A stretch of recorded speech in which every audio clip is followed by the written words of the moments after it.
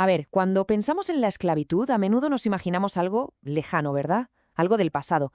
Pero la realidad es que sus raíces son tan profundas que han moldeado prácticamente todas las civilizaciones que conocemos. De imperios antiguos a economías modernas, sus consecuencias todavía definen nuestro presente. Así que vamos a hacer un recorrido por esta historia para entender un poco mejor el mundo en el que vivimos. Vale, para empezar, pongámonos de acuerdo en qué estamos hablando.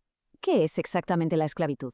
Pues en esencia es un sistema donde una persona es tratada como si fuera una propiedad, como un objeto. Esto significa que no solo se la puede comprar y vender, sino que la propia ley y la violencia se usan para quitarle por completo su libertad y sus derechos. Claro, esto nos lleva a una pregunta clave, ¿no? ¿Ha sido siempre así? ¿Ha sido siempre igual? Y la respuesta, como vamos a ver, es un rotundo no.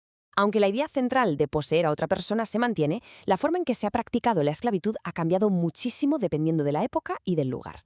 Vamos a empezar por el principio. Lo primero que hay que tener clarísimo es que la esclavitud no es un invento reciente, ni mucho menos, es casi tan antigua como la propia civilización.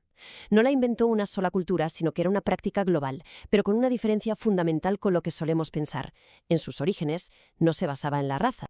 Y es que, si echamos un vistazo al mapa de la antigüedad, vaya, es que estaba en todas partes.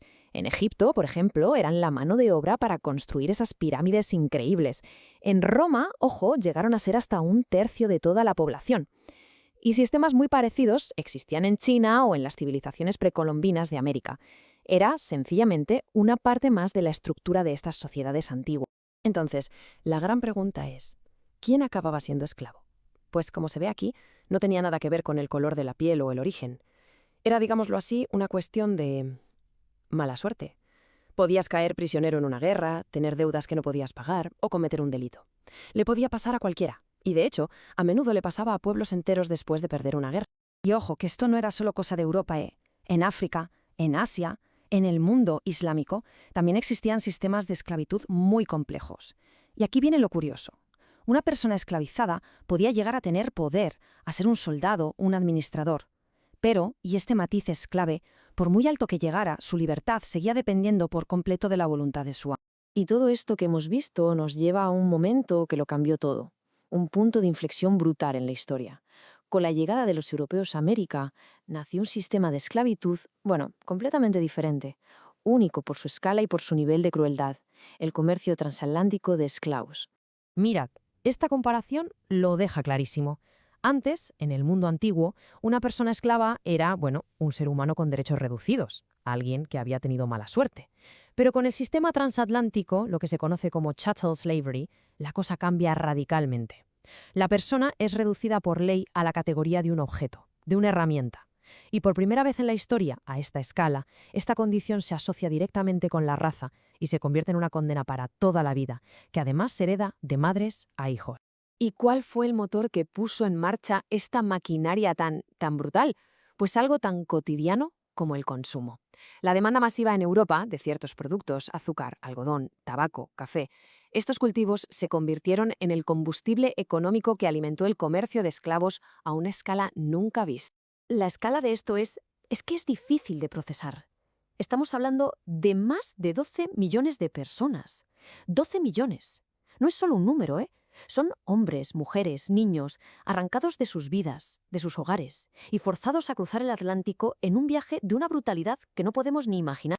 Y lo que es quizás más aterrador es que esta crueldad estaba consagrada por la ley. La deshumanización era legal. Al definir a una persona como una simple propiedad, se abría la puerta a atrocidades como separar a una madre de su hijo para siempre y venderlos por separado, como si fueran literalmente ganado. Pero, y esto es fundamental, a pesar de esta opresión tan brutal, tan sistemática, la historia de la esclavitud es también, y sobre todo, una historia de resistencia, una lucha constante por la libertad. Vamos a ver cómo fue esa lucha. Y claro, cuando pensamos en resistencia, a lo mejor nos viene a la cabeza una revuelta armada. Pero la resistencia era mucho más que eso. Tenía muchísimas caras.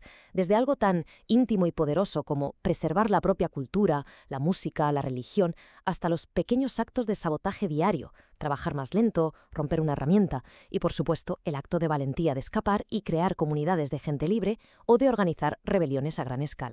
Esto es clave. La abolición no fue un regalo. fue una conquista. Fue el resultado de más de un siglo de lucha incansable, tanto de las personas esclavizadas como de sus aliados. Presionaron y presionaron hasta que el sistema se rompió. Pero, como se ve aquí, fue un proceso increíblemente lento y desigual que se alargó durante décadas. Pero que se aboliera la ley no significa que la historia terminara ahí, ni mucho menos.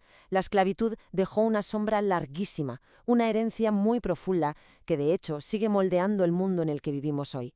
Este gráfico lo ilustra perfectamente. Por un lado, la esclavitud generó una riqueza, incalculable para las potencias coloniales. Fue la base de muchísimas de las grandes fortunas e industrias que conocemos hoy. Y por el otro lado, ¿qué dejó?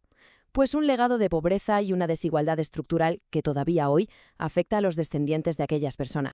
Y aquí llegamos a un punto crucial, porque aunque la esclavitud como institución legal fue abolida, la idea de fondo, esa idea de explotar y deshumanizar a otras personas para sacar un beneficio económico, lamentablemente no ha desaparecido, sigue existiendo hoy en día, bajo otras formas. Y que nadie piense que esto es cosa del pasado. No.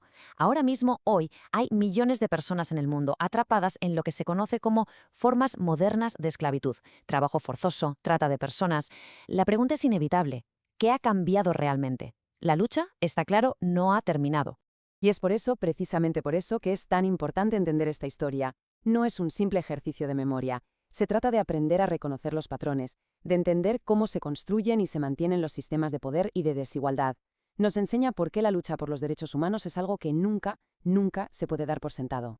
Y para terminar, nos quedamos con esta idea, que es muy potente. La historia debe ser recordada para poder ser cambiada. Porque entender de dónde venimos es la única forma de tener el poder de decidir de verdad hacia dónde queremos ir. Recordar no es solo mirar atrás, es el primer y más necesario paso para construir un futuro más justo.